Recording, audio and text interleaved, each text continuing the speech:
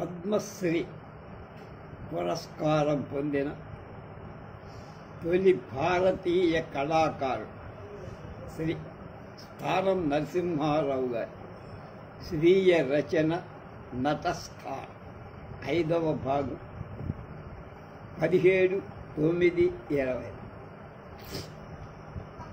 తన నాటక రంగ ప్రవేశం గురించి వివరంగా చెప్పారు. రోషనారా ఎలా అభినయించింది, ఎంతంత తంటాలు పడింది. ఇప్పుడు తెనాలి నాటక కంపెనీల గురించి చెప్పు. తెనాలిలో universal dramatic association, Krishna Hindu theatre, Srirama Vilasa Sabha అని 3 నాటక కంపెనీలు బాగా ప్రచారంలో ఉంది. ఆయన ఎన్నికగా అంటే బాగా అనే మాట కోసం నన్ను ఇందులో యూనివర్సల్ కంపెనీ వాడు హరిశ్చంద్ర నాటకం ఆడేవాడు. వీరిలో పన్యారం వెంకటేశ్వర్లు గారు హరిశ్చంద్రుడుగా, పులిపాటి వెంకటేశ్వర్లు గారు నక్షత్రకుడుగా, దావులూరి శేషాచలం గారు ఇప్పుడు సన్యసించారట.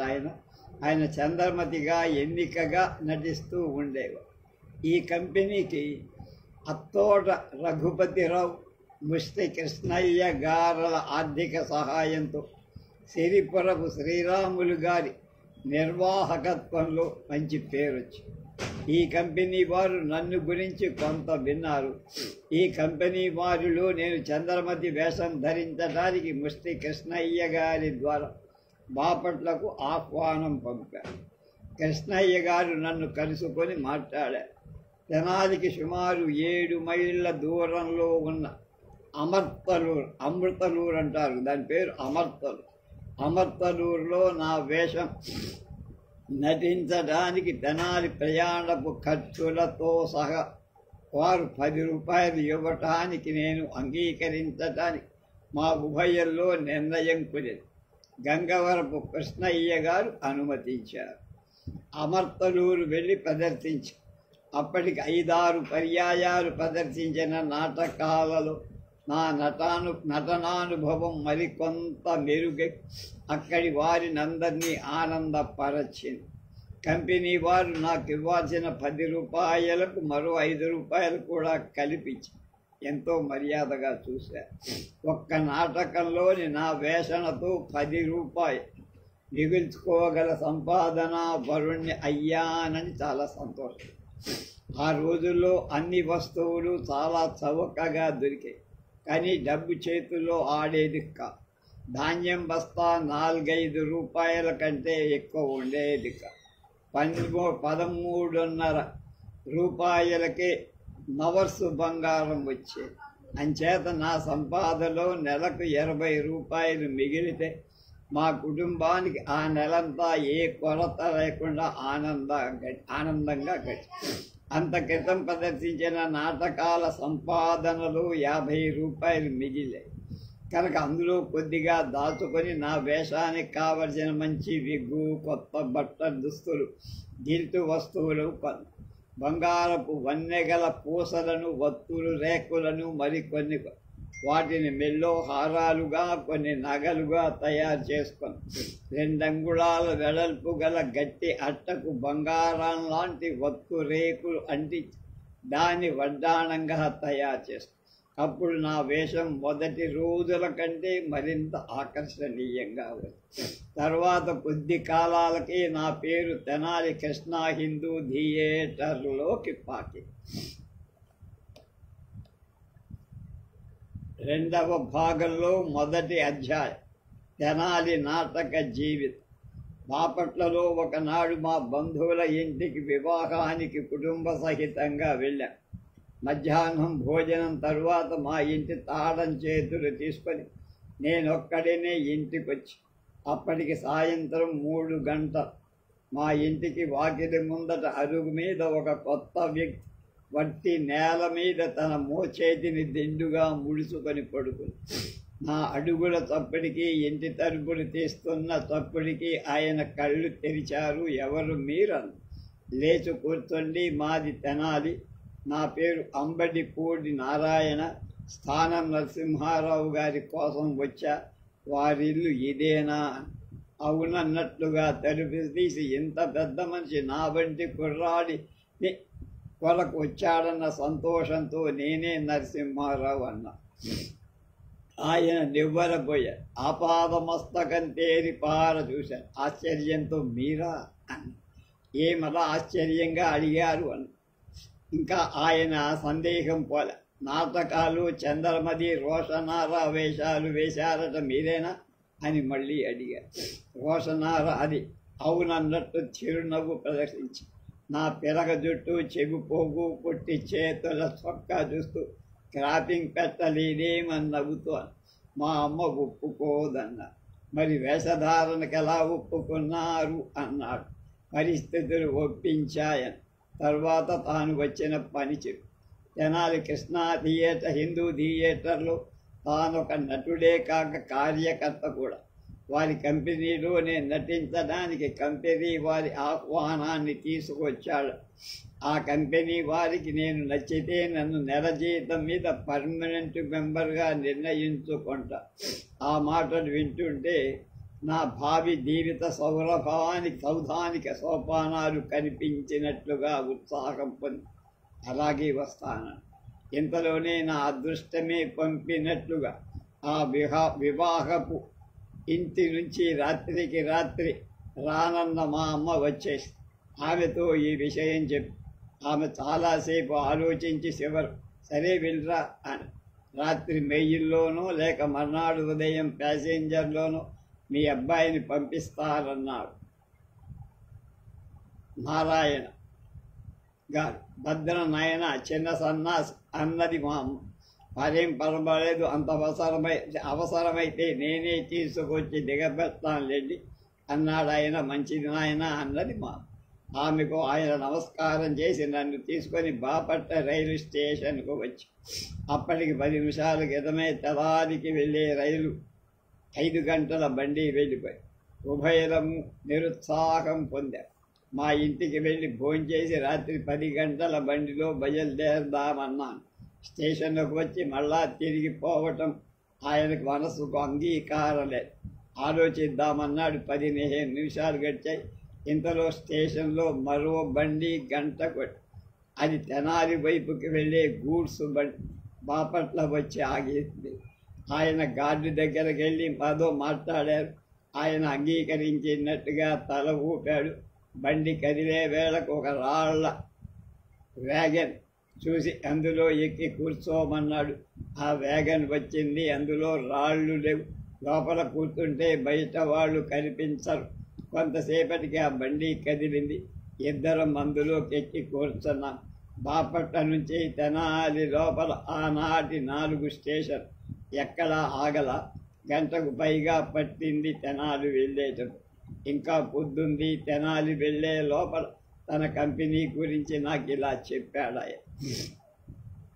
తెనాల్లో పాతపేటలోది కృష్ణా థియేటర్ హిందూ థియేటర్ అనే పేరుగా కొత్తగా ఒక కంపెనీ ఏర్పడింది. దాన్ని నడిపేవారు ఆ ఊరిలో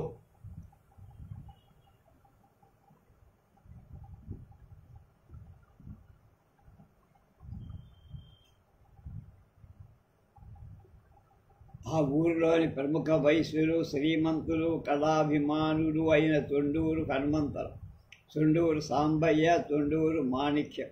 వీరిలో హనుమంతరావు గారినే మొదటి ప్రధాన బాధ్యత. వీరి సొంత వ్యాపారంలోని పెద్ద గుమాస్తా అంబడిపూడి వెంకట శాస్త్రిగా ఈ కంపెనీకి కార్యదర్శి. వీళ్ళంతా కలిసి ఒక పెద్ద రేకుల నాటకశాల నిర్మించారు. ఈ శాల బెదవాడలోని మైలవరం రాజావారి నాటకశాలను లాగా ఉంటుంది. ఇది ప్రకృతి చిత్రాల రంగు తెరలతో, సెట్టింగులతో, ఎలక్ట్రిక్ దీపాల ఫోకసింగులతో ఆకర్షణీయంగా. ఇందులోని నటులంతా నెల జీతాలు తీసుకుంటూ నాటకాలు ఆడుతున్నారు. ఈ థియేటర్ వారు ధర్మవరం రామకృష్ణమాచార్యుల వారి ప్రహ్లాద, పండిత కె సుబ్రహ్మణ్య శాస్త్రి గారి కృష్ణలీలలు, శ్రీరాముల సచ్చిదానంద శాస్త్రి గారి సావిత్రి, బలియేపల్లి లక్ష్మీకాంత కవి గారి సత్యహరిశ్చంద్రీయం నాటకం ఆడుతున్నారు.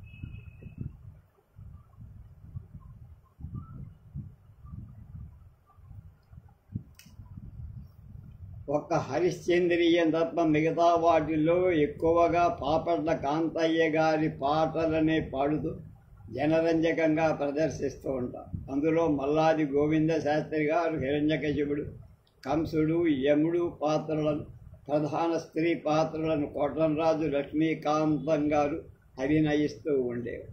ప్రహ్లాద కృష్ణ పాత్రలను చిరంజీవి జి కృష్ణమూర్తి అనే 12 కుర్రాడు, నారద అక్రూర పాత్రలకు ఈమని వీరబ్రహ్మచారి గారు శ్రావ్య గానంతో సభ్యులను ఆనందపరుస్తూ ఉంటారు. హాస్యానికి గోపాలుని అప్పారావు, మిగతా పాత్రలకు తాను అంటే అంబడిపూడి నారాయణ, కాకుమాని ప్రకాశరావు, చల్లా ప్రకాశరావు మొదలైన వాడు. వీడు కాక కొండపాక గోవిందరావు నా హై స్కూల్ క్లాస్మేటు, చల్లా హనుమయ్య 2వ తరగతి చెందిన ఆడవేషాలు వేస్తూ ప్రసిద్ధ వాద్యకారుడు చుండూరి సత్యనారాయణ హార్మోనిస్టుగా, నారాయణ తబలిస్టుగా ఉండి నాటక రక్తికి బాగా తోడ్పడుతున్నారు. పైన చెప్పిన నటులలో మల్లాది గోవింద శాస్త్రి, కోటంరాజు లక్ష్మీకాంతం పేర్ల చీట్లపేక స్నేహం ఉభయులను పైన వేసుకొని ఒకే మాటగా చలామణి అవుతుంది. ఈ చలామణి బాగా ముదిరి ఆ కంపెనీ యజమానుల స్వేచ్ఛకు ప్రతి చిన్న విషయంలో ఒక ఆటంకపు ఆదేశంగా మారింది. ఇది సహింపరాని అంతర్గత బాధ అయింది. అంతేకాక వీరి స్వేచ్ఛ కంపెనీ వ్యవహారాల్లో కూడా చొరబడి సక్రమ కార్యనిర్వహణలో సహితం బాధ్యతారహితమైన ఒక బంధనం లాంటిదైంది. దీనికి ముఖ్య కారణం కోటంరాజు లక్ష్మీకాంతం గారు తోటి నటులతో పాటు నెలసరి జీతం తీసుకుంటున్న వ్యక్తి అయిన తెనాలిలో కాపురం ఉండకుండా ప్రదర్శనాలకు మాత్రం గుంటూరు నుంచి వస్తూ వెళ్ళేవారు. అందువల్ల రిహార్సల్స్ కుంటూ పడటమే కాక ఈయన అనుకూలాన్ని అనుసరించి కూడా ప్రదర్శనాల తేదీలు మారుతూ ఉండే. కంపెనీ జీతం తీసుకుంటూ ఈయన ఇష్టానుసారంగా కంపెనీని నడిపే కంటే మూసివేయటం కానీ, లేక ఇతని స్థానంలో మరొకరిని తెచ్చి నిలపటం కానీ తక్షణం చేయకపోతే మరో కర్తవ్యం ఆ యజమానులకు తోదు. అలాంటి వారి కోసం అన్వేషణ చేశారు. గుంటూరు నుంచి ప్రసిద్ధ స్త్రీ వేషధారి కడియాల రత్తయ్య గారిని పిలిపించి ఆయనతో ఎక్కువ రోజులు కంపెనీ నడవల ఆయన్ను వదులుకున్న తర్వాత మరొక ప్రసిద్ధ స్త్రీ వేషధారి శ్రీపాద రంగయ్య గారిని జగ్గయ్యపేట నుంచి పిలిపించారు. ఆయన పాపట్ల కాంతయ్య గారి శిష్యుడు, మంచి లయగల గాత్ర సంగీతం. ఈయన కూడా కొన్ని నాటకాల్లో బహుద్ది కాలమే పాత్రుడై తర్వాత విరమించుకునేట్టు చేయబడ్డాడు. మళ్ళా వెనకటి మిత్రుడు కోటంరాజు లక్ష్మీకాంతాన్ని పిలిపించాలని మల్లాది గోవింద శాస్త్రి పట్టుబడ్డారు. ఆయన్ను ఏదో విధంగా తృప్తిపరుస్తూ ఆ అభిప్రాయాన్ని మరిపించేట్టు చేశారు. సరైన నాయికా పాత్రధారి లభించక నెల రోజుల పాటు నాటకాలు లేక కంపెనీ అంతా సోమరితనానికి గురైపోయి ఇది యజమానులకు నష్టదాయకమై తర్వాత కంపెనీ వారి ఆలోచనాన్వేషణలో నన్ను పిలిపిద్దామనే నిర్ణయం జరిగింది. అందుకే మీ కొరకు బాపట్ల వచ్చానని అంబడిపూడి వారు చెప్పారు. కొంతసేపటికి మేమెక్కిన గూడ్సు బండి తెనాలి ఔటర్ సిగ్నల్ దగ్గర ఆగింది. గార్డు మమ్మల్ని చూసి ఇక్కడి నుంచి దిగి పొమ్మన్నాడు. దిగి అడ్డదారిన ఊళ్ళోకి వెళ్ళాం. అప్పటికి సుమారు 6.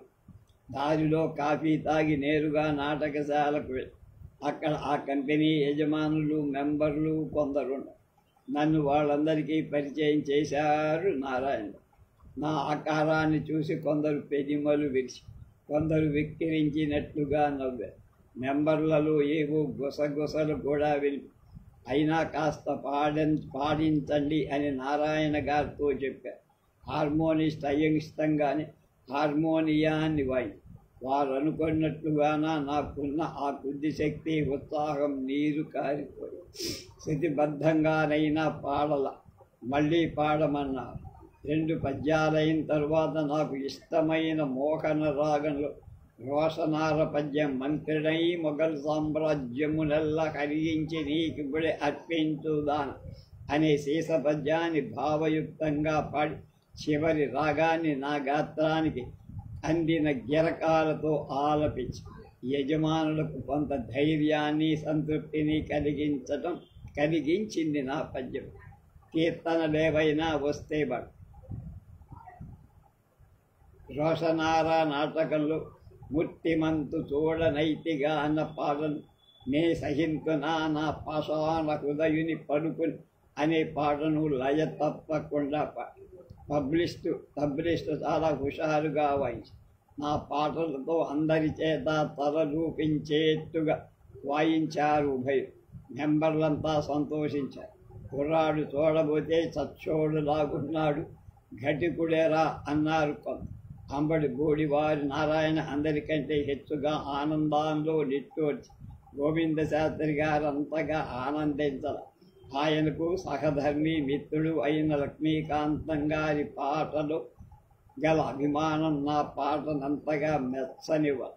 అయినా నన్ను తమ కంపెనీలో ఒక నటుడిగా తీసుకోవాలని యజమానుల నిర్ణయంతో తాను ఏకీభవించక తప్ప మళ్ళా నాటకాలు సాగుతాయని అందరూ సంతోషి నేను బాపట్ల నుంచి తెనాలికి వచ్చి కాపురం పెట్టడానికి వారి కంపెనీలో ఇచ్చిన ప్రధాన నాయికా పాత్రలు నటించడానికి నెలకు 25 రూపాయలు జీతం ఇవ్వడానికి రెండు వైపులా అంగీకారం కుదిరింది.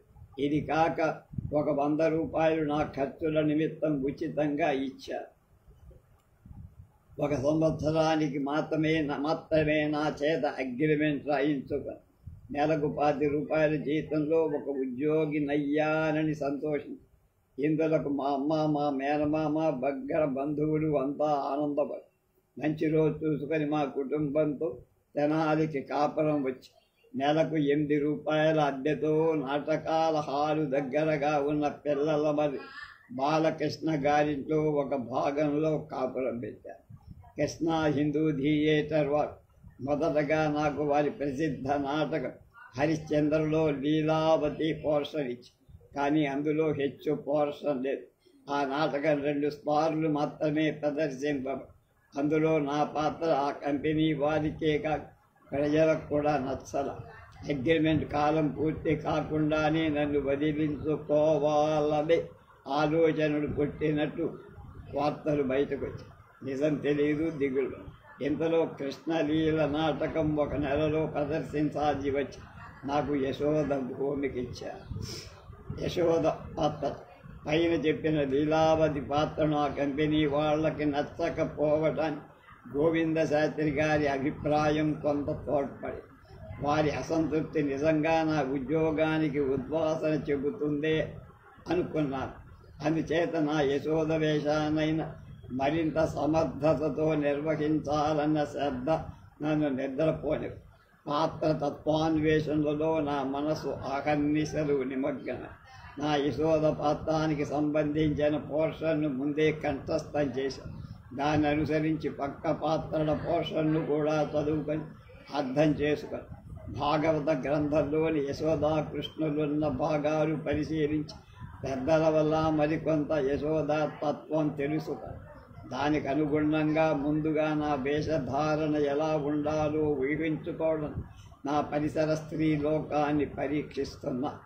బజార్ల వెంట కానీ దేవాలయాలకు కానీ వెళ్ళి అనేక తరహాల స్త్రీల వెంట నడిచి వారు నన్ను గమనించని విధంగా వాళ్ళని నేను గమనిస్తూ గ్రహించగల విషయాలు ఏమైనా ఉంటే గ్రహిస్తామనుకునేవి.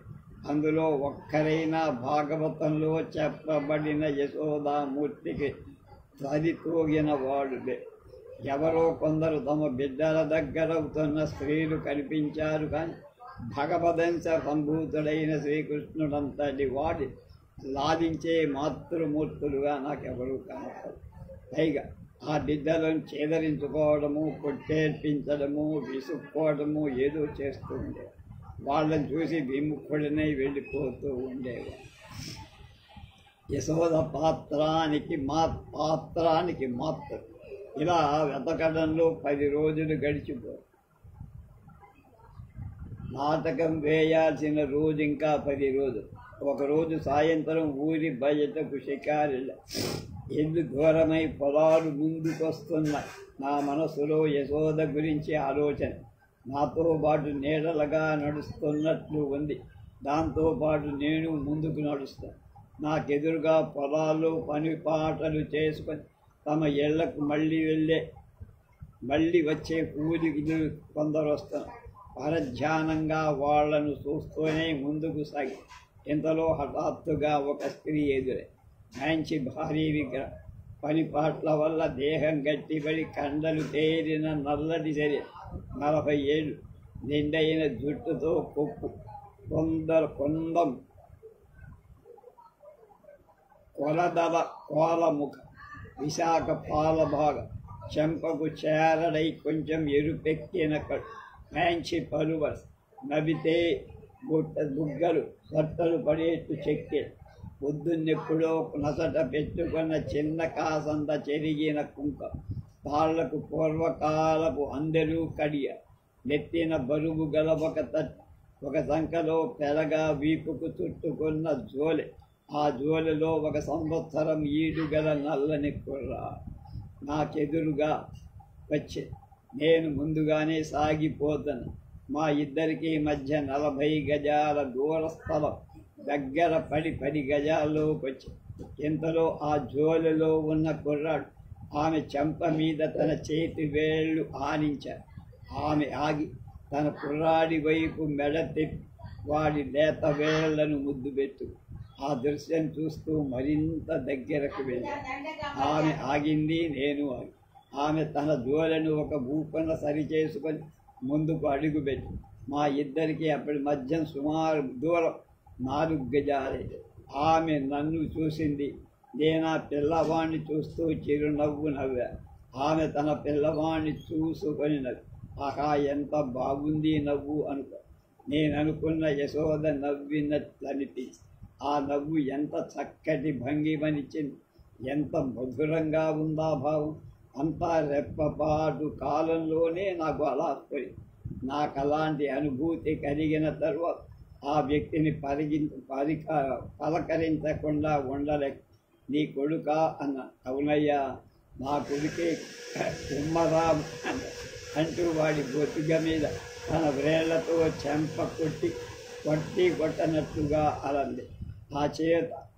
ఆ చేత నాకెంతో ముచ్చటగా ప్రేమగల తల్లులు అలా అంటారు కాదు అనుకున్న. చూడు, కుమ్మరామన్నవే అంటే ఏమిటి? నా కొడుకేనయ్యా అని నిండైన పరువరసతో మళ్ళీ ఏం కులమ్మ, ఒక్కరోళ్ళం అని తన నడకను ముందుకు సాగి. అదిగో ఉండడు, ఒక్క మాట, నీ కొడుకు 1 రూపాయి ఇస్తా కానీ ఏమైనా కొనిపెట్టు ఇందా అంటూ జేబులోంచి రూపాయి బిళ్ళ తీసి ఇవ్వబోయాను. ఆమె ఆశ్చర్యంతో నా వంక చూసి, అయ్య బాబోయ్, రూపాయే మాకొద్దు బాబు, మాకొద్దు, చీకటి పడతా ఉండి నే పోతుండా అని కదిలి. నేనా మాటతో ఆగకుండా కొన్ని గజాలు ఆమె వెంట నడుస్తూ, చూడు, ఈ రూపాయి నీ పిల్లవాడికి ఇస్తే తప్పు కదా మహారాజా, ఆడయ్యకి ఏం చెప్పను అని చెప్పకుండా ఏమన్నా కొని పెట్టకూడదా అన్నారు. అసొంటి పనులు నా చేత కాదు, మాకు దాపరికం లేదు మహారాజా, మీకు దండం అంటూ అంగలేసుకుంటూ వెళ్ళిపో. ఆ మాట నాకు ఒక బుద్ధి చెప్పినట్లయి తృప్తితో నిట్టూర్చి, అసలు ఆ నల్లటి పిల్లవాడి మీద నాకు అపేక్ష జనించింది కాదు.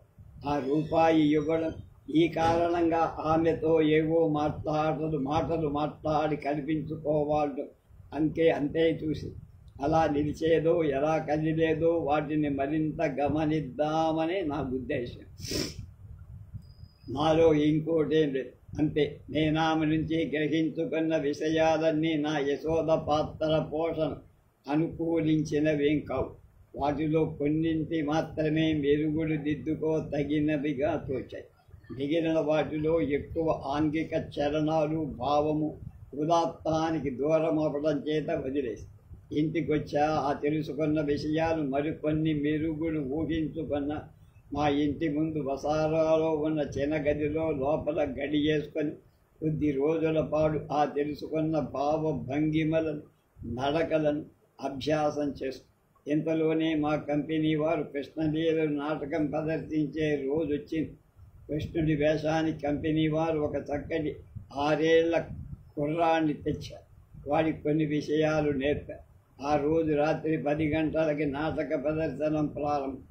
సగం నాటకం అయిన తరువాత కానీ నా యశోద వేషం రంగస్థలం మీదికి రాదు. నా వేషధారణ పూర్తయింది. నేను రంగస్థలానికి ప్రవేశించే సమయం వచ్చింది. తెర ఎత్తా. రంగస్థలం మీద 4 గోపికా వేషధారులు ఉన్నారు. వారి చేతుల్లో జ్యోతుల్లో నిండిన పళ్ళారున్నాయి. అందులోనే పువ్వులున్నాయి.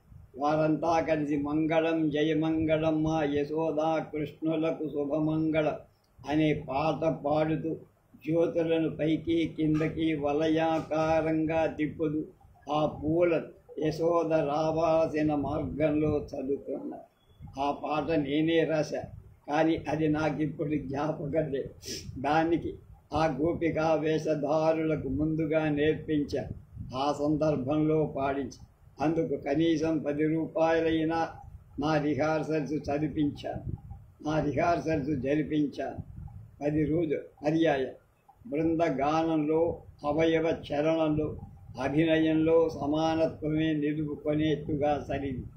ఆ గోపికా వేషధారుల బృందగానంలోని కళ్యాణ రాగ ప్రస్తావం కళ్యాణప్రదంగా శ్రావ్యంగా వినిపించి ఆ పాటను అనుసరించి కంచు తాళపు లయ శబ్దం ముందుగానే ప్రేక్షకులకు విచిత్ర భావాన్ని.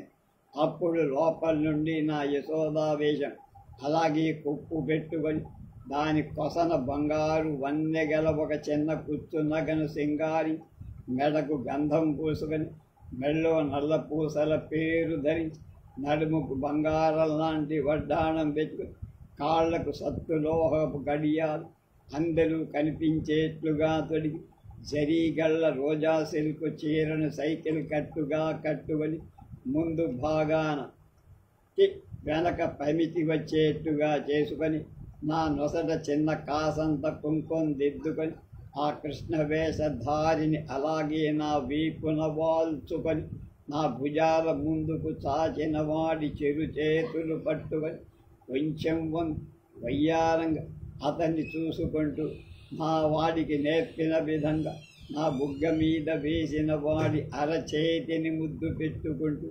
చిరునవ్వున ఆ పూల బాట మీద పొయ్యలుగా నెమ్మదిగా అడుగులేస్తూ రంగస్థల ప్రవేశం చేశారు.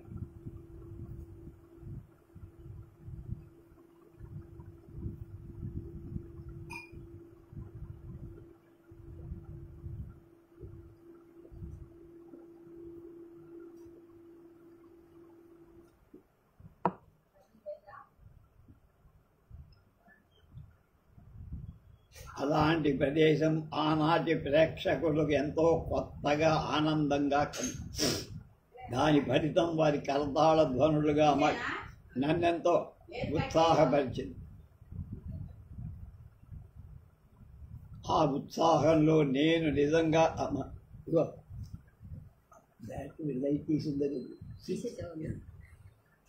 యశోదనయ్యానా అన్నట్టు నా వడలు ఆనందంగా పులకరి.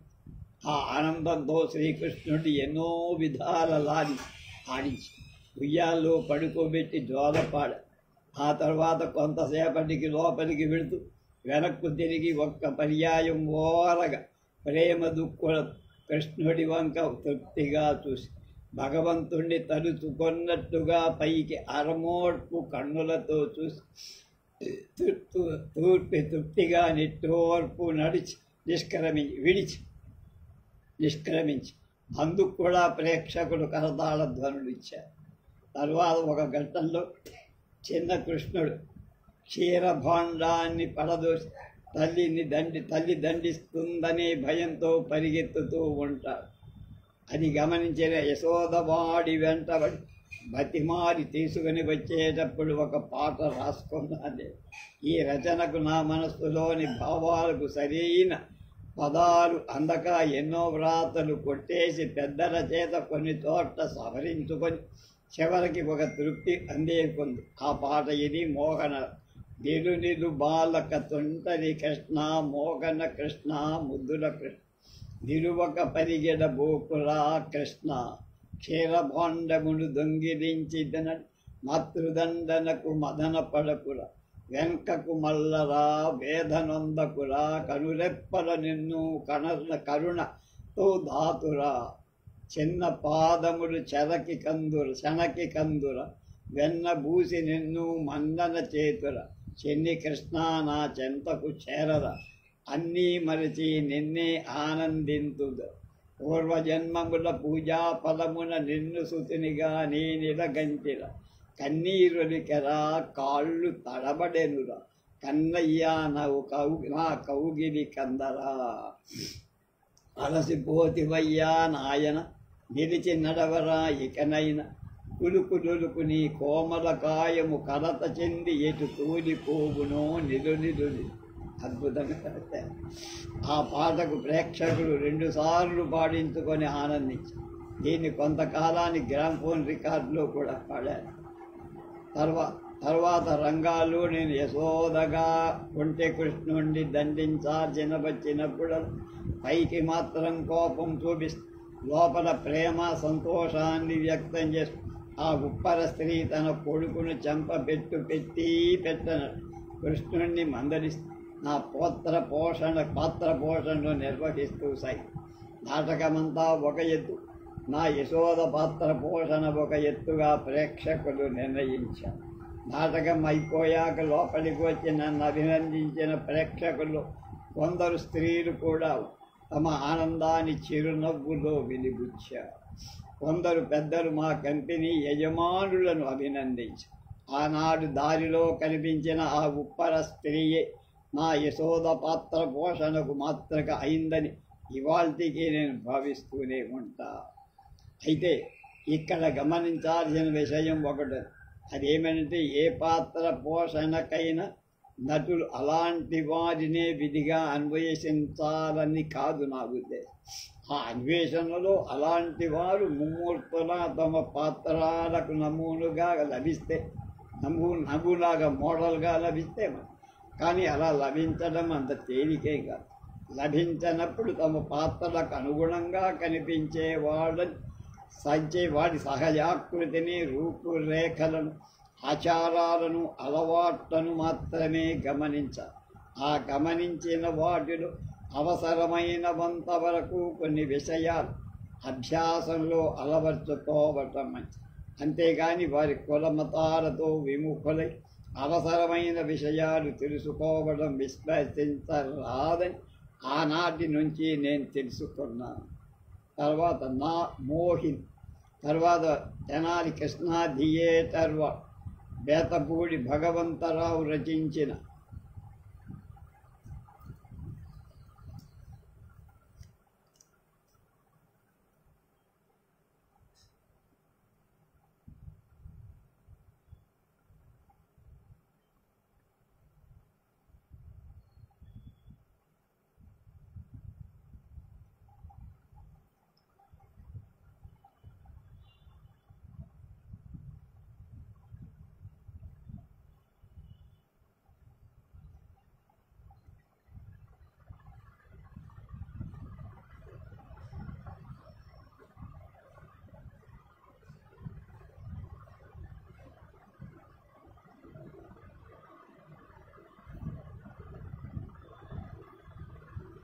ప్రదర్శించడానికి మొదలుపెట్టారు.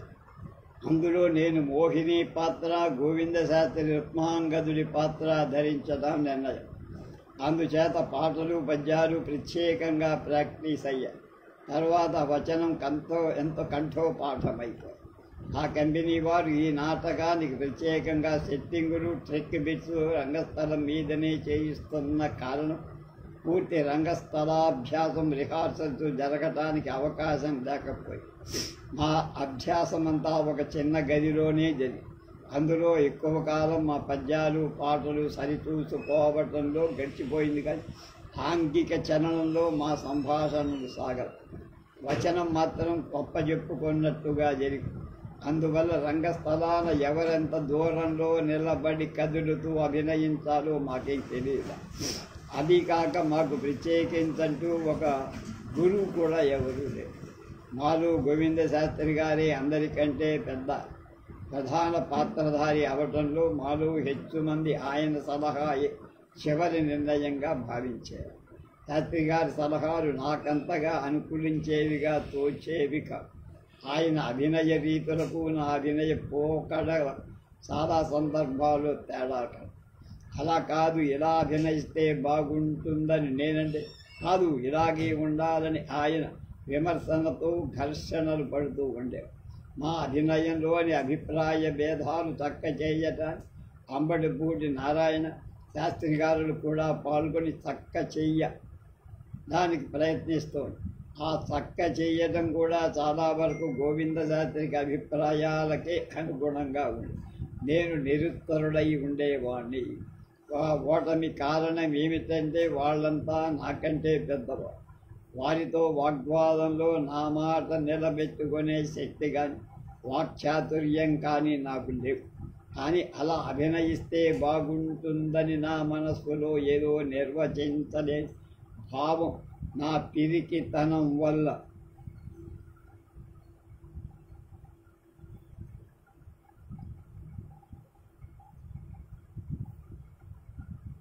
ఆగిపోతూ ఉండే.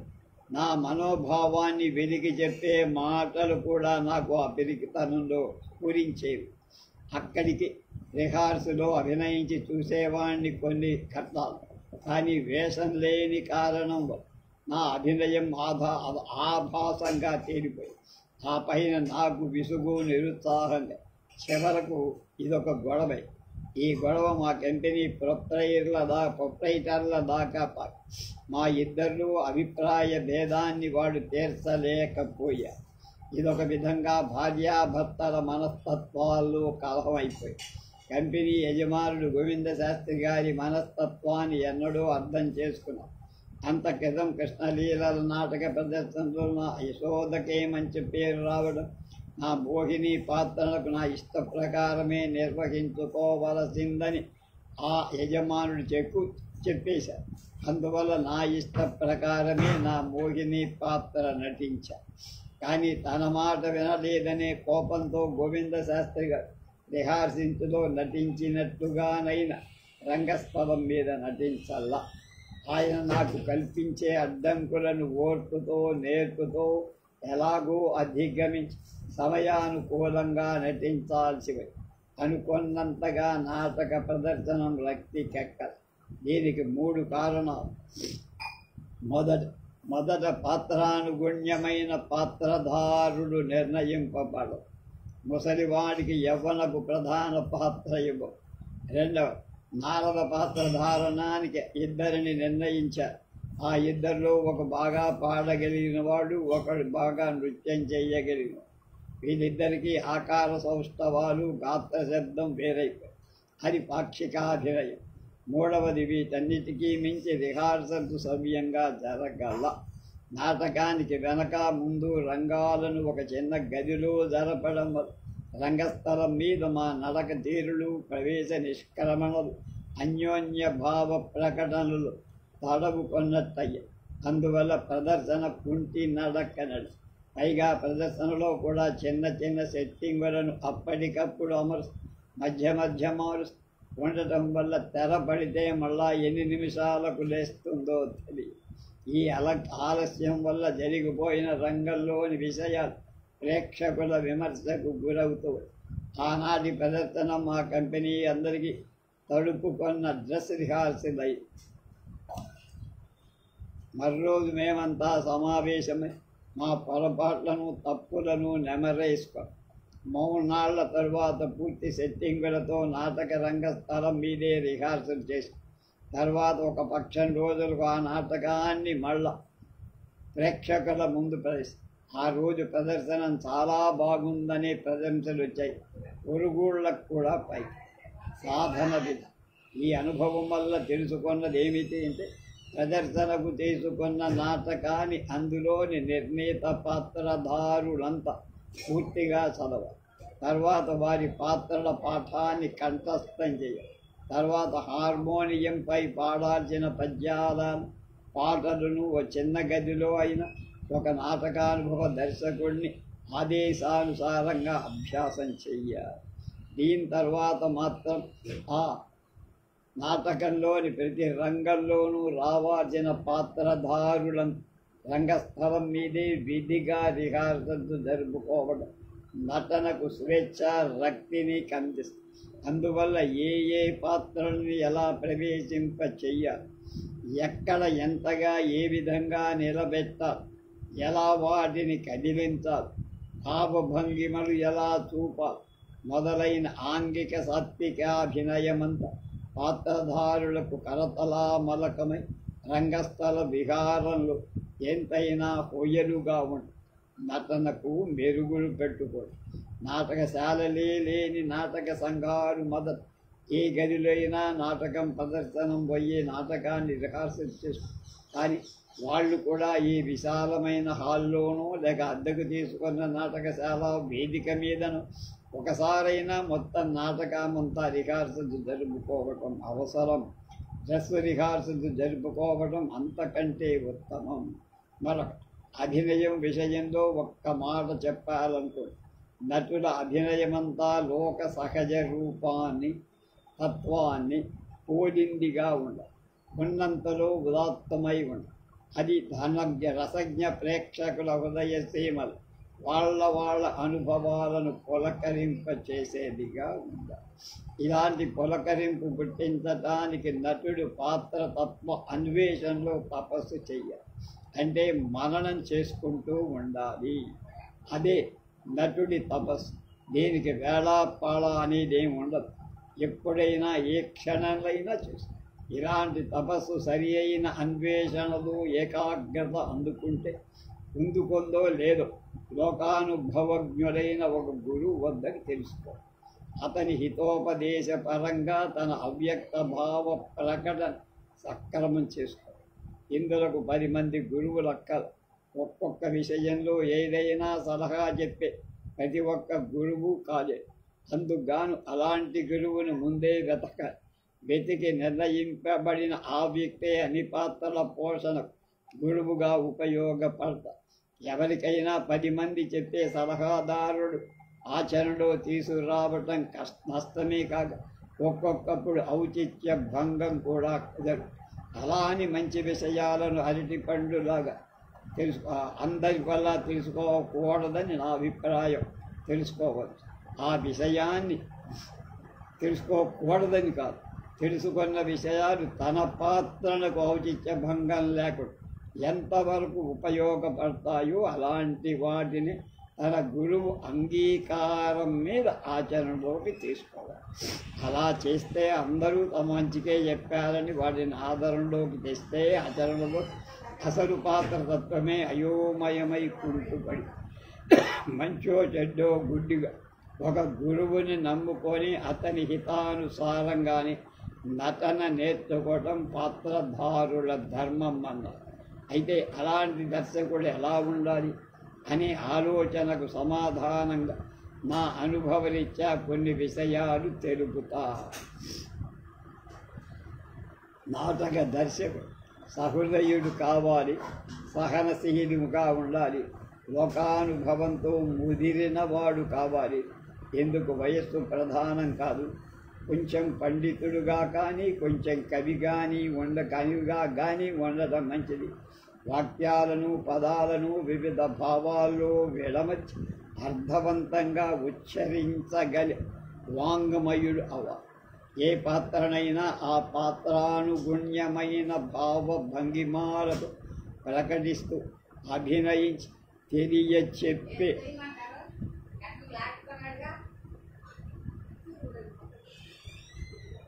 అనుభవశాలిగా ఇంగ్లీష్లో డిగ్రీలు పొందకపోయినా ఇంగ్లీష్ మాట్లాడటం కానీ అర్థం చేసుకోగలగడం కానీ తెలిసిన వాడై ఉండాలి తప్ప. సంస్కృతం కూడా కొంచెం తెలిసిన వాడై ఉండటం మంచిది. తన భావాలను అవగాహన చేసుకోలేని నటులను చేసుకొని కూడా అభినయింపదాలని అసమర్థులకు వాళ్ళ ఇచ్ఛానుసారంగా స్వేచ్ఛనిచ్చి నటింపజేసి అందులో మెరుగులు దిద్దే నేర్పరిక, రంగ పరికరాలు అంటే తెర సెట్టింగులు వగైరా ఏ రంగంలో ఎలాంటివి ఉండాలో తెలియచెప్పేవాడు కాదు. రంగానికి తగిన చోట్ల వెలుతురు లైటింగ్ నిర్ణయించేవాడు కాదు. లౌకికుడు కాదు. ఎవరికి ఎలాంటి మనోవ్యధ కానీ అవమాన బాధ కానీ కలిగింపని సరసుడు సమయజ్ఞుడుగా ఉండాలి. మితభాష, దర్పం, ధైర్యం రెండూ కలవాడు కావాలి. అపాయాలను ఉపాయాలతో అధిగమించే ధీశాది కాదు. మంచి భావిని వెదకే దూరదృష్టి కలవాడు కాదు. నాటక సంఘీయులందరినీ తన బిడ్డలు సోదరుడుగా సమానంగా ఆదరించి వారిపై ప్రేమ వాత్సల్యాలు వెదజల్లే సరస హృదయుడు కావాలి. కొంతవరకైనా సంగీతం పాడగలిగి వాడై ఉంటే మరీ మంచి. ఇప్పుడు ప్రేమపూర్వకంగా దయాదాక్షిణ్యయుక్తంగా నాటక కళను నేర్పాల్సిందే కానీ తాను దర్శకుడనే అధికార దర్పంతో మాత్రం నటులకు శిక్షణ ఇవ్వని వాడై ఉండాలి. అలా అని ఆ దర్శకుని అతి మంచి అతి నిదానం ఎంత మాత్రం పనికిరాదు. కోపిగా ఉండదు, ముక్కోపి అస్సలే కాకూడదు. తన మాట అలక్ష్యం చేసే వాళ్ళ పట్లగా, తాను చెబుతూ ఉండగా వినని వాడి పట్లగా తెచ్చుకున్న కోపంతో వినిపించుకునేలా చేసే లౌక్యుడుగా ఉండాలి. ఇన్ని ఉత్తమ గుణాలు లేకపోయినా అందులో నాటక శిక్షణకి అవసరమైన కొన్ని ముఖ్య గుణాలు ఉన్న అతడు ద్వితీయ పక్షంగా దర్శకత్వానికి డైరెక్టర్కి అర్హుడవుతాడు.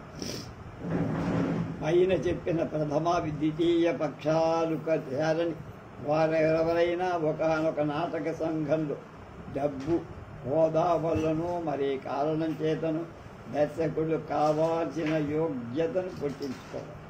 అప్పుడు అతడు ముఖ్యంగా సహన గుణాన్నెంతైనా అలవచ్చు. ఆ సహనం వల్ల కొంత ఆలోచన, కొంత నిదానం, కొంత విచక్షణా జ్ఞానం అతనికి క్రమంగా అలవాటవు. అది అభ్యాస పాటవాన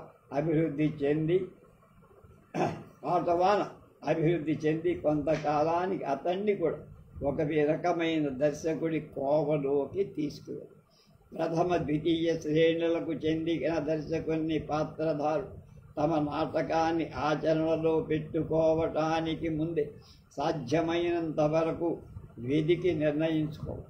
అలాంటి పితాహితానుసారంగా ఆ నాటకాన్ని అభ్యాస క్రమంలో పెట్టుకోగలిగినప్పుడు, అభ్యాసం అంటే రిహార్సల్, ఆ ప్రదర్శన రక్తికెత్తి ఎంతైనా జయప్రదము లక్ష్మీప్రదం కూడా. పాత్రధారుడు నిర్ణయించే బాధ్యత దర్శకుడి మీదే ఉంటుంది. దాన్ని వివరిస్తానంటున్నారు.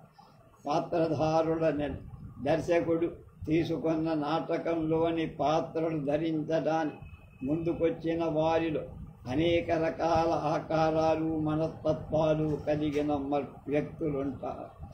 వారిలో కొందరికి ఉత్సాహమే ప్రధానం, కానీ పాత్రధారణకు తమ అర్హత ఉందో లేదో. ఇందులో పొడుగు పొట్టి వాళ్ళు, లావు సన్నారుంటారు. అట్టివారిలో కొందరు విగ్రహాల్లో అందం ఉంటే ఆకర్షణ ఉంటే అందం ఉంటే కేవలం లేక వంగపండు ఛాయగలవారని కాదు నా అభిప్రాయం. కన్ను ముక్కు పరువరస చక్కగా తీర్చిదిద్దినట్లుగా వారిలో కూడా నల్లటి ముఖాలు గల వాళ్ళు ఎవరైనా ఉంటే వారు అందమైన వారిలో లెక్కే. అలాంటి వారి ముఖాలకు రంగస్థల ప్రవేశానికి ముందుగానే పౌడర్ వేస్తారు కనుక ఆ పౌడర్ పనిలో వారు కూడా అందంగానే కలిగి రంగస్థలంలో అడుగుపెట్టే పాత్రలారులంతా విధిగా ముఖాలకు పౌడర్ వేసుకోవాలి. ఆ పౌడర్ వల్ల దూరాలకు సహితం ముఖ కవళికలు చక్కగా కనిపిస్తాయి. అయితే ఈ పౌడర్ మాత్రం వయోభేదాన్ని అనుసరించి లేత ముదురు రంగులో వేయాలి. తర్వాత వీరందరికీ ఆకారాలను వయస్సును దర్శకుడు ముందుగా గమనించి ఆ నాటకంలోని పాత్రల వయస్సు వీరిలో తగిన వాళ్ళెవరో వాళ్ళని నిర్ణయించాలి. అందులో కొందరు దర్శకుడికి దగ్గర బంధువులు కానీ, స్నేహితులు కానీ, లేక సంఘ అభివృద్ధి కోసం డబ్బు పెట్టే వ్యక్తులు కానీ, పలుకుబడి ఉన్నవాళ్ళు కూడా ఉండొచ్చు. అలాంటి వారిపై బాంధవ్యాభిమానం కానీ మరెలాంటి పాక్షికాభిమానం కానీ చూపకుండా కేవలం పాత్రాభిమానంతో వాళ్ళ తగిన పాత్రకు దర్శకుడు ఎన్నుకోవాలి. మధ్యాహ్న నాటకాల్లో కానీ వచన నాటకాల్లో కానీ ఎవరెవరు ఎంతగా పాడగలిగిన, ఎంతగా వచనం చెప్పగలిగిన, ఎంత నిర్దిష్టంగా భావ ప్రకటన చేయగలిగిన అలాంటి వాళ్ళకి పాత్రకు తగని సూక్ష్మదేహం ఉంటే స్థూలదేహం పాత్రను ఇవ్వక ఈ విషయాన్ని దర్శకుడు ముఖ్యంగా గమనించాలి. అంతేకాక పౌరాణిక చారిత్రకాలున్న గ్రంథాల్లోంచి కానీ బొమ్మల్లోంచి కానీ తెలియవచ్చే వేషధారణ ఆకారాన్ని విస్మరించి పాత్రధారులను నిర్ణయించకపో. ఉదాహరణకు గాంధీ మహాత్ముడు, కుచేలుడు, చాగల మొదలైన బక్క చెక్కిన దేహాల పాత్రలు స్థూల కాయుళ్ళుగా, భీమ రావణాసుర బకాసురులకు స్థూల పాత్రలకు అల్పదేహుల్ని కానీ ఎంచకూడదు. పాత్రలకు సరితూగిన దేహాలు గల పాత్రధారులైన అందరూ మొదట్లో కావలసినంత కళానుభవాన్ని సహజంగా పొంది ఉండరు. అంతేకాక పాత్రానుగుణ్యమైన విచక్షణ అన్వేషణ తగినంత లోక జ్ఞానాన్ని కూడా పొంది ఉండరు. పాత్ర తత్వానుగుణ్యంగా సాధనలు అంటే రిహార్సల్స్లో సరిచేసుకునే ఓర్పు, నేర్పు సమకూర్చుకోగలిగిన వాళ్ళు దర్శకులుగా ఉపయోగించుకోవాలి, పెట్టుకోవాలి.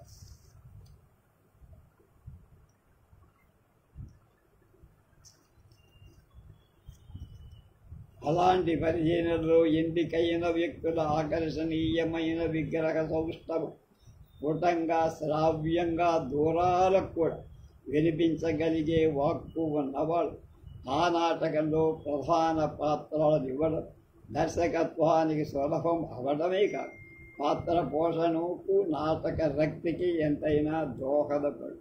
పైన చెప్పిన వారిలో కొందరు పద్యాలు బాగా పాడగలిగిన వాళ్ళు, కొందరు చదవగలిగిన వాళ్ళు, ఈ రెంటికి అసమర్థులైన వాళ్ళు, వచనం చక్కగా చెప్పగలిగిన వాళ్ళు. ఇలాంటి వారి విషయంలో ముఖ్యంగా భాష, ఉచ్చారణ, భావోద్రేకం వారికి ఇవ్వబడిన పాత్రల తత్వాలకు అనుగుణ్యంగా ఉండగలదో లేదో దర్శకుడు పరీక్షించుట. ఉండని వాళ్ళని సాధనంతో అలవర్చుకునే కలిగిన ఉత్సాహమైన ఉందో లేదో కూడా ఉన్న వాళ్ళకే తగినంత ప్రోత్సాహం ఇవ్వాల్సిన బాధ్యత దర్శకుడి మీద. పాత్రధారుల్లో కొందరికి అప్పుడప్పుడు అభిప్రాయ భేదాలు రావచ్చు. అలాంటి వాళ్ళని సమైక్య సాధనలో విడివిడిగా దర్శకుడు కలుసుకొని సహృదయంతో సరైన భావాలు తన లోక జ్ఞానంతో సరిదిద్దాలి. ఆ భావాలు కొందరికి నచ్చేవి కాకపోయినా సహించి పాత్రధారులందరూ ఆ నాటకం ప్రదర్శించేంతవరకు ఆ దర్శకుని అభిప్రాయ ప్రకారమే ఆచరించాల్సి. అభ్యాసపు మధ్యకాలంలో మాత్రం అతన్ని దర్శకత్వం నుంచే తీసేయడు. దత్త దర్శకుడిని భావించకూడదు. భావిస్తే అతనికి ఈ నాటకమంతా కొత్తదై అంత క్రితం పాత్రధారుడు అనుసరిస్తున్న భావాలు అతని భావాలు విరుద్ధమై నేర్చుకునే వాళ్ళని తెకమొక్క పెట్ట. అప్పుడు ఒక విధంగా అలవాటు పడిన నటుల భావ ప్రకటనలో మరొక కొత్త భావ ప్రకటన ఎంతటి స్వభావ సిద్ధమైన ఇమడ, ఆ ఇమిడి ఇమడని భావ సంఘర్షణ రంగస్థలం మీద నటుడి ఏకాగ్ర చిత్తాన్ని చంచలపరుస్తుంది. అప్పుడు అతడు తన పాత్రలో నిలదొక్కుకొని జీవించడం అసాధ్యం. చివరగది రసాభాస. కనుక మంచో చెడ్డో తెలుసో తెలియదు మొదట నిర్ణయించుకున్న దర్శకుడిని చివరిదాకా ఉంటారు. అందుకే ముందుగా తగిన సమర్థుణ్ణి అన్వేషించి నిర్ణయించుకోవాలి. నాటకంలో కథా సందర్భాన్ని అనుసరించి ఒక్కరే రెండు పాత్రలు ధరించాల్సిన అవసరంలో తప్ప ఒక్క పాత్రను ఇద్దరు ధరించకూడదు. అలా ధరించడంలో రూపాలు మారిపోతాయి. గాత్ర శబ్దం, అంగికాభినయం, భావ ప్రకటన మొదలైనవి మారుతాయి. ఈ ఇద్దరి యొక్క సాత్విక భావ ప్రకటన రెండు రకాలు. దీని పరిణామంలో పాత్ర మరుగుపడి పాత్రధారుల శక్తి సామర్థ్యాలు పోటీపడి విమర్శనీయానికి దారిస్తుంది. ఇది ఉత్తమ నటులకు మంచిది.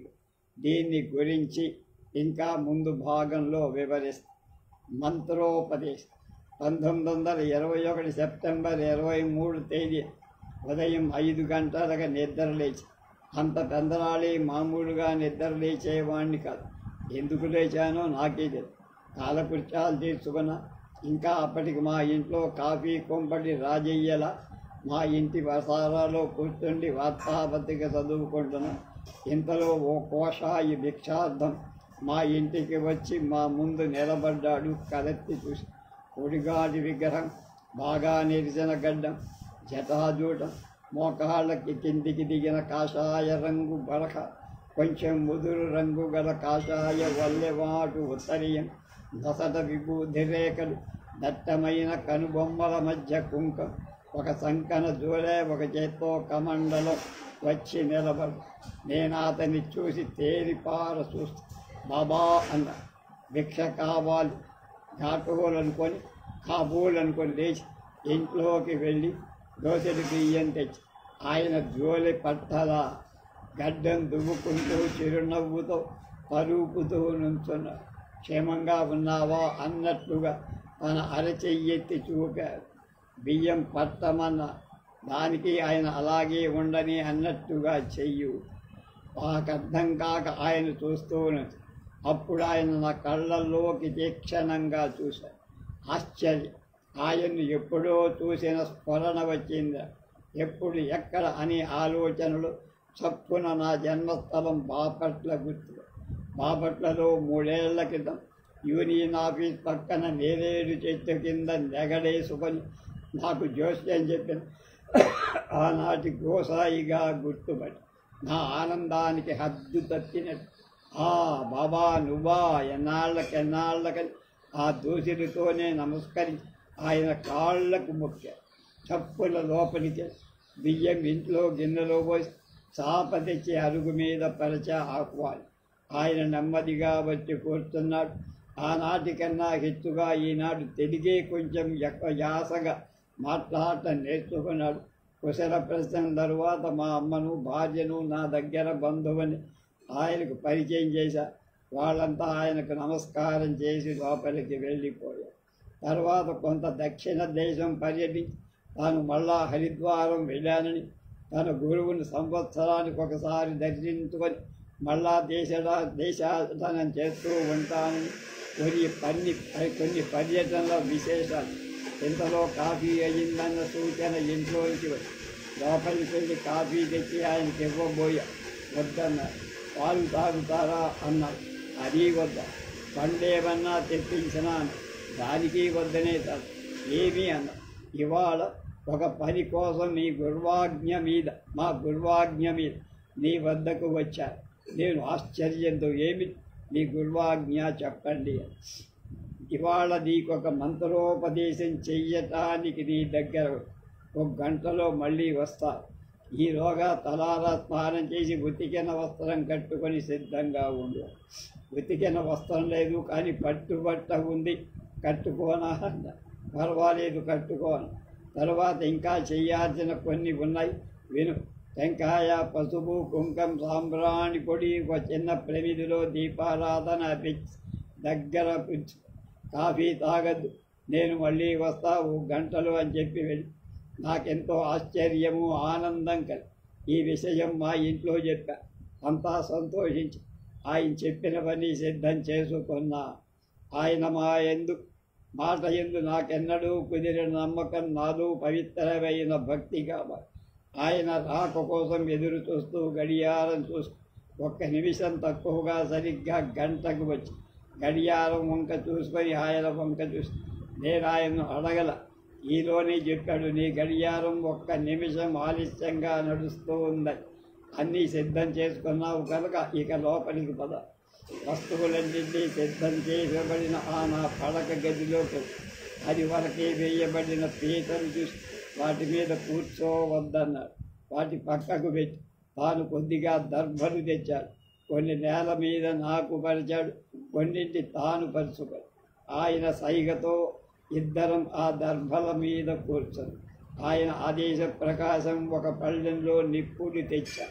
ఆయన చెప్పినట్లుగా ముందే గదిలో గడియ వేసి వచ్చి కూర్చొని తన మెడలో ఉన్న రుద్రాక్ష తావడం బయటికి తీసి 10 నిమిషాల పైగా కళ్ళు మూసుకొని జపం చేసి కళ్ళు తెరిచి తన తావళాన్ని గుప్పెటలో పెట్టుకొని నా దోసిని పట్ట అత్రం ఆశ్చర్యం.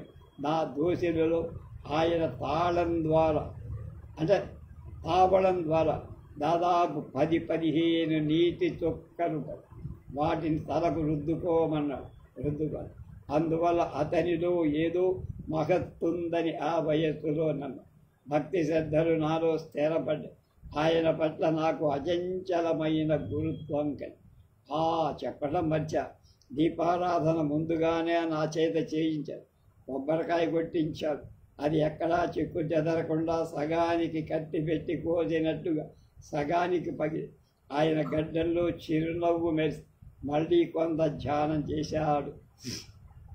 కళ్ళు తెరిచి నా దగ్గరకు వంగమని సౌజ్ఞ చేశాడు. అలా చేశా. నా చెవిలో ఒక మంత్రాన్ని చెప్పాడు. దాన్ని 10 సార్లు నాతో చెప్పించాడు. కలం కాగితం తెమ్మన్నాడు. తెచ్చా. తాను మళ్ళా చెబుతుండగా ఆ మంత్రాన్ని నా చేత దానిపై రాయించాడు. ఆ మంత్రం ఇది: ఓం ఐం హ్రీం శ్రీం నమః చాముండ జయజృంభ సమ్మోహయ భాగ్యవశమానయ స్వాహ. ఈ మంత్రాన్ని ప్రతిరోజు ఉదయం కాలకృత్యం తరువాత రాత్రులు నిద్రపోయే ముందు నీకు వీలున్నంత కాలం పైకి మాత్రం పలకదు. ఈ విధంగా ప్రతిరోజు స్నానం చేయక్కల నీ మనసు పరిశుభ్రంగా ఉంచుకుంటే చాలు. నువ్వు ఏ స్థితిలో ఉన్నా, ఎలాంటి దుస్తుల్లో ఉన్నా ఈ జపానికి మైల అంటూ 1,00,000 పర్యాయాలు ఎన్నాళ్ళకైనా ఈ జపం అయినప్పుడు అది నీకు సిద్ధిస్తుంది అన్నారు. ఇంకా అన్నారు, ఈ జప విధానంలో మరొకటి కూడా గుర్తుంచుకో. అదేమంటే ఈ జపాన్ని మననం చేసేంతసేపు నీ కళ్ళ దృష్టి ఎంత మాత్రం ఇతర వస్తువుల మీదకి పోకూడదు. కన్నార్పకుండా ఒకే చోట లగ్నం చేసుకో. ఈ విధంగా లగ్నం కావటానికి 1 నిమిషమే కానీ 10 నిమిషాలే కానీ నీ దృష్టినంతా ప్రారంభంలో ఎక్కడ నిలుపుకొన్నావు జపం అయ్యేంత వరకు అక్కడే ఉండు. ఇంకోటి, జపం చేసుకునే సమయంలో నీ మనస్సులోకి ఎలాంటి కోరికలు రాకూడదు. నిష్కామంగా జరు. మరొకటి, దృష్టిని లగ్నం చేసుకునే చోట శక్తికి సంబంధించిన ఏ అమ్మవారి బొమ్మనైనా లేక ప్రతిమనైనా ప్రారంభంలో పెట్టుకో. అదే మనస్సులో నిలిచి క్రమంగా లక్ష్యాన్ని కుదిరి. ఇక్కడ అమ్మవారి బొమ్మ అని ఎందుకన్నానంటే శక్తి అంటే సర్వసామాన్యంగా స్త్రీ రూపానికి అన్వయం. కనుక ఏ స్త్రీ రూపమైనా మనస్సులో ఏర్పరచుకుంటే ప్రారంభం నుంచి ఆ రూపమే మనస్సులో నిలిచి ఉంటుంది. అది కాక నువ్వు స్త్రీ వేషాలు ధరిస్తూ ఉంటావు కనుక స్త్రీ ఆకారం గల ఆ శక్తిని ఆరాధిస్తే నీకు అన్ని విధాల సిద్ధి కలుగుతుంది. లక్ష్యం కుదిరిన తర్వాత అక్కడ ఆ బొమ్మ కానీ ప్రతిమ కానీ లేకుండానే అభ్యాసవశాన నీ మనస్సులో నిలిచిన ఆ రూపమే కళ్ళు మూసినా తెరచినా కనిపిస్తూ, కన్ను మూసినప్పుడు కనిపించే ఆ దేవి రూపం కన్ను తెరచినప్పుడు కూడా మసగక అనిపించే ఆ రూపమే లక్ష్య సిద్ధి కలిగిస్తుందానికి తార్కాణం. ఇది బాగా గుర్తు. ఈ తార్కాణాలన్నీ అందుకోవడానికి మరొక ఉపాయం, మీ 2 కనుబొమ్మల మధ్య నీ దృష్టిని నిలుపుకుంటూ ధ్యానం చేసుకో. ఇలా చేసిన వాళ్ళకి ముందున్న వస్తువులు కూడా కనిపించవు. మనస్సులో అనుకున్న దేవతే దాని ప్రభావం మరింతగా. ఇలాంటి సిద్ధిని పొందటానికి సాధకులలో కొందరికి వాళ్ళ జన్మాంతర సంస్కార బలం అనుసరించి చాలా కాలం, కొందరికి తక్కువ కాలం, కొందరికి విసుగు పుట్టించి అసలే జీవితాంతం చంచల చిత్తులైన వాళ్ళు, అనుమానించేవాళ్ళు, అన్ని కాలాలు అస్వస్థులైన వాళ్ళు ఈ మంత్రసిద్ధి లభి. ఉపాసకుడు ఆ సిద్ధిని అందుకునేంతవరకు గురువుల మీద మంత్రం మీద మంచి నమ్మకాలు కలిగించుకొని జపం చేసుకో. అలాంటి వారి సాధన త్వరలో ఫలిస్తుంది.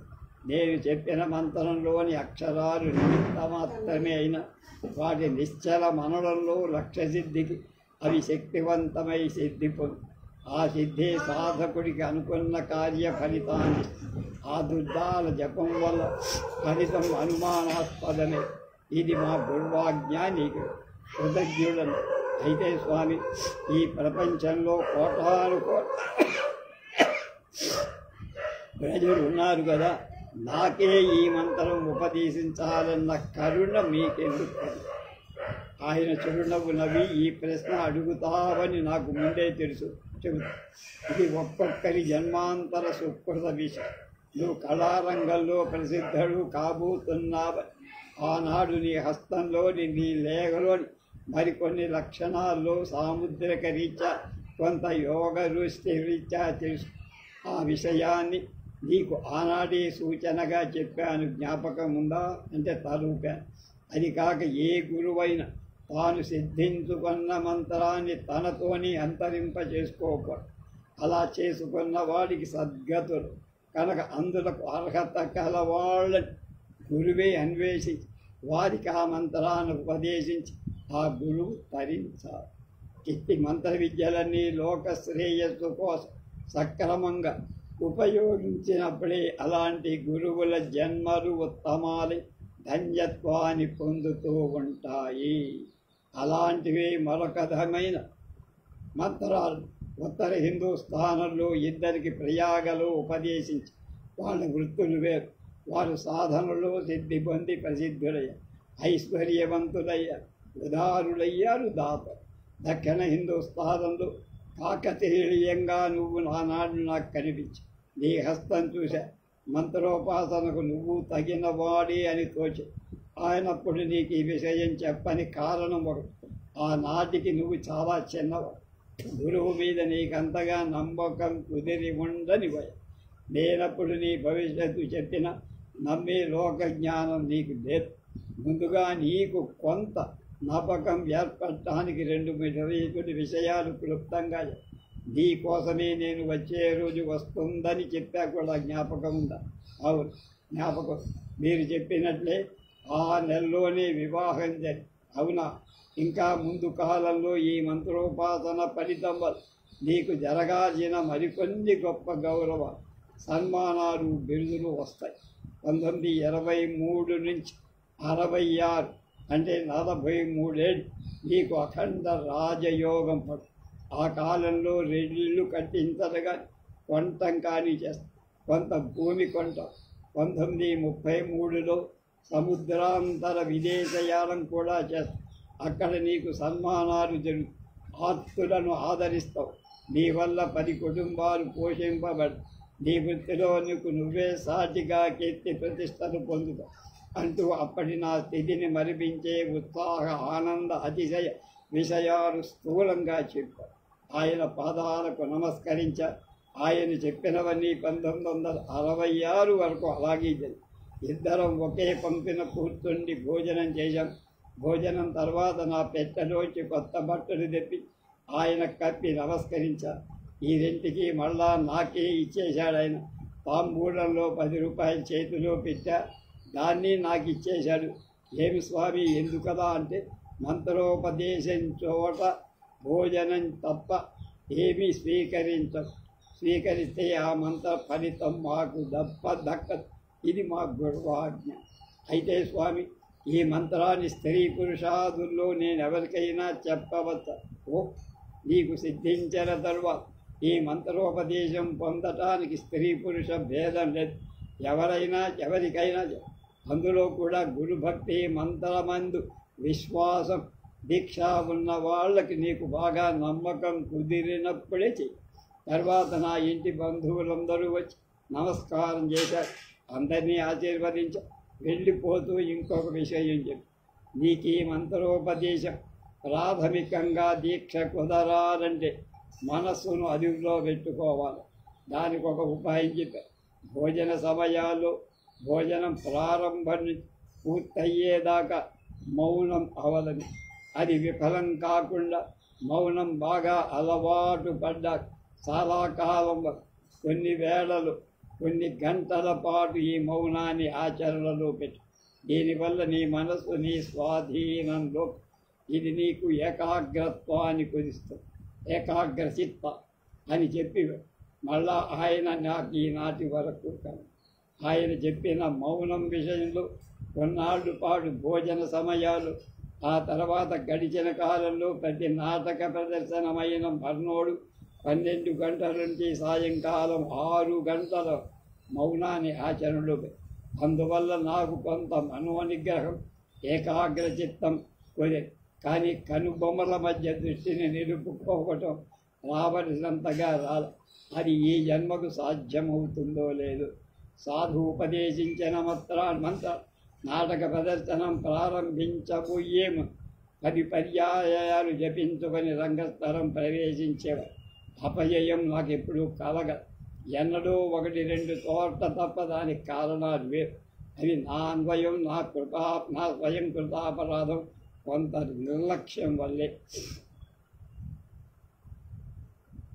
అందువల్ల నేను తెలుసుకున్నది ఏమిటంటే, మనం పాటించాల్సిన విధుల్లో ఏమరుపాటుగా విషయ విస్మరణ కానీ, అది కాక ఏ వ్యక్తి అయినా నాటక రంగంలో కానీ ఇతర రంగాల్లో ఎన్నికగా భాష అంటే గౌరవం పొందాలని, అతడు విధిగా ఏ మంత్రోపాసనా శక్తిని పొందాలని చెప్పడం అవివేకం. మనస్సుకు ఏ విధానం ద్వారానే ఏకాగ్రత వచ్చేటట్టుగా వాళ్ళు చేస్తే అది ఫలపడు. అయితే నాటక రంగంలో చిత్తశుద్ధి లేని ప్రారంభకుల మంత్రోచ్చారణ అనే సాధన కూడా ఒక లక్ష్యాన్ని ఇస్తే ఇవ్వవచ్చు. ఆ గురువు చెప్పిన మరో విషయం దాన్ని రాస్తారు.